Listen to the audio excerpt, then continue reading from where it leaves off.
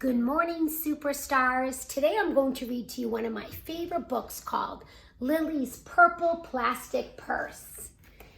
Next week, or some of you this week, depending upon what cohort you are in, you're going to be filling your All About Me bag with 3 special items. My dog Nala wishes she could fit in my bag, but she's too big. So remember, it has to fit in that little brown bag, and we'll share it during morning meeting. All right, let's get back to the story. Lilly's Purple Plastic Purse. I love all those P words. That's called alliteration when the author uses the same sound to start words. Lilly loved school. I love school. She loved the pointy pencils. She loved the squeaky chalk. And she loved the way her boots went clickety-clickety-click down the long, shiny hallways. Lilly loved the privacy of her very own desk. She loved the fish sticks and the chocolate milk every Friday in the lunchroom. And most of all, she loved her teacher, Mr. Slinger. Mr. Slinger was as sharp as a tack. He wore artistic shirts. He wore glasses on a chain around his neck, and he wore a different colored tie for each day of the week. Wow, said Lilly. That was just about all she could say. Wow. Instead of greeting students or good morning pupils, Mr. Slinger winked and said, howdy. He thought that desks and rows were old-fashioned and boring. Do rodents think we can handle a semicircle? And he always provided the most tasty snacks, things that were curly and crunchy and cheesy. I want to be a teacher when I grow up, said Lilly. Me too, said her friends, Chester and Wilson and Victor. At home, Lilly pretended to be Mr. Slinger. I am the teacher, she told her baby brother Julius. Listen up. Lilly even wanted her own set of deluxe picture encyclopedias. What's wrong? What's with Lilly? Asked her mother. I thought she wanted to be a surgeon or an ambulance driver or a diva, said her father. It must be because of her new teacher, Mr. Slinger, said her mother. Wow, said her father. That was just about all he could say. Wow. Whenever the students had free time, they were permitted to go to the light bulb lab in the back of the classroom. They expressed their ideas creatively through drawing and writing. Lilly went often. She had a lot of ideas. She drew pictures of Mr. Slinger, and she wrote stories about him too.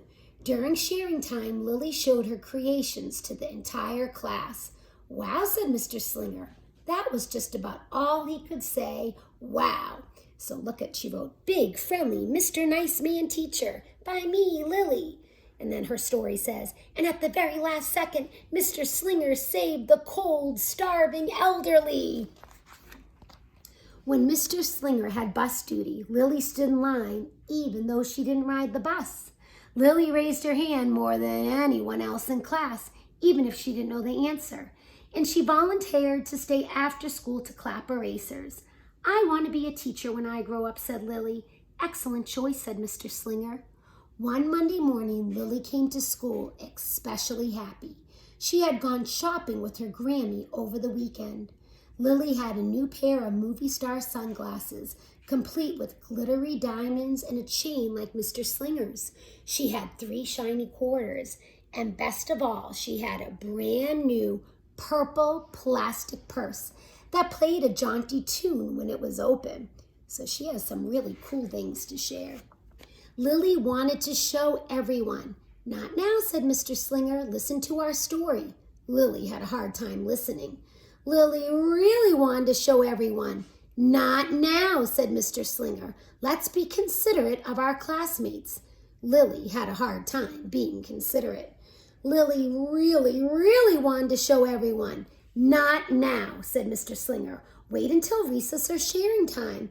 But Lilly could not wait. And this friend saying, she's in trouble. The glasses were so glittery, the quarters were so shiny, and the purse played such nice music, not to mention how excellent it was for storing school supplies. Look, Lilly whispered fiercely. Look, everyone, look at what I've got. Everyone looked, including Mr. Slinger. He was not amused. I'll just keep your things at my desk until the end of the day, said Mr. Slinger. They'll be safe there, and then you can take them home. Lily's stomach lurched. She felt like crying. Her glasses were gone, her quarters were gone, her purple plastic purse was gone. Lily longed for her purse all morning. She was even too sad to eat the snack Mr. Slinger served before recess. That afternoon, Lily went to the light bulb lab. She was still very sad. She thought and she thought and she thought. And then she became angry. She thought and thought and thought some more. Then she became furious. She thought and she thought and she thought a bit longer. And then she drew a picture of Mr. Slinger. And I love how Kevin Hanks, the author, is showing through the pictures how she's getting even more and more angry. Right before the last bell rang, Lily sneaked the drawing into Mr. Slinger's book bag. Big, fat, mean Mr. Stealing Teacher, wanted by the FBI. P.S. I don't want to be a teacher when I grow up. And my daughter Emma's laughing. You know, that's funny, Emma. Probably not a good move, right? When all the students were buttoned and zipped and snapped and tied and ready to go home, Mr. Slinger strolled over to Lily and gave her her purple plastic purse bag. It's a beautiful purse, said Mr. Slinger. Your quarters are nice and jingly, and those glasses are absolutely fabulous. You may bring them back to school as long as you don't disturb the rest of the class. I don't want to be a teacher when I grow up, Lily said as she marched out of the classroom. Yikes. On the way home, Lily opened her purse. Her glasses and her quarters were inside, and so was a note from Mr. Slinger. It said, "Today was a difficult day. Tomorrow will be better." There was also a small bag of tasty snacks at the bottom of her purse. So she's almost shrinking. That's probably how she feels inside. Lily's stomach lurched. She felt like crying. She felt simply awful. Lily ran all the way home and told her mother and father everything. Instead of watching her favorite cartoons, Lily decided to sit in the uncooperative chair. "I'll stay here 1,000,000 years for you, Mr. Slinger. Why does everything always happen to me? 1051, 1052, 1099. That night, Lily drew a new picture of Mr. Slinger and wrote a story about him, too. Lily was really, really sorry, so everyone forgave her, even her parents, even her stinky baby brother, even her especially incredible teacher. And then the sun shined its smiley face down on everyone and everything, even the bugs and worms. The end. And then she made a picture of Mr. Slinger saying, "Listen up, bye, forgive everyone. He is nice, good, kind, he could be principal." And Lily saying, "I am really, really, really, really sorry." Lily's mother wrote a note, and Lily's father baked some tasty snacks for Lily to take to school the next day. "I think Mr. Slinger will understand," said Lily's mother. "I know he will," said Lily's father. The next morning, Lily got to go to school early. "These are for you," Lily said to Mr. Slinger, "because I am really, really, really, really, really, really, really, really, really, really, really, really, really, really, really, really, really sorry." Mr. Slinger read the note, and he looked at the picture, and he read the note, and he sampled the snacks. "Wow," said Mr. Slinger. That was just about all he could say. Wow. "What do you think we should do with this?" And he has the sort of mean picture, asked Mr. Slinger. "Could we just throw it away?" asked Lily. "Excellent idea," said Mr. Slinger. During sharing time, Lily demonstrated the many uses and unique qualities of her purple plastic purse, her shiny quarters, and her glittery movie star sunglasses.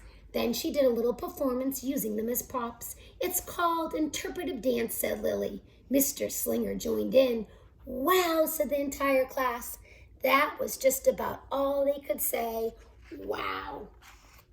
Throughout the rest of the day, Lily's purse and quarters and sunglasses were tucked safely inside her desk. She peeked at them often, but did not disturb a soul.